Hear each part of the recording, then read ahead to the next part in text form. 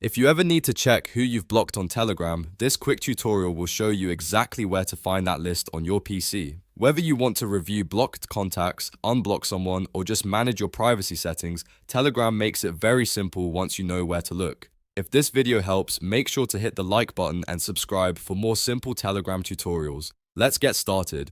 First, open the Telegram app on your PC and sign in if you haven't already. Once you're inside the app, look at the top left corner of the screen. You'll see the three horizontal lines, also called the Hamburger menu. Click that menu to open Telegram's main options. From the menu, select Settings. This is where Telegram keeps all of your account controls, privacy settings, notifications, and chat preferences.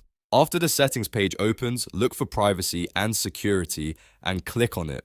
This section is important because it contains the tools that control who can contact you, who can see your information, and how your account stays protected. Now scroll through the privacy and security options until you find blocked users. Under the security section, click on blocked users to view the full list of contacts and accounts you've blocked on Telegram. This will show you everyone currently restricted from messaging or contacting you through the app.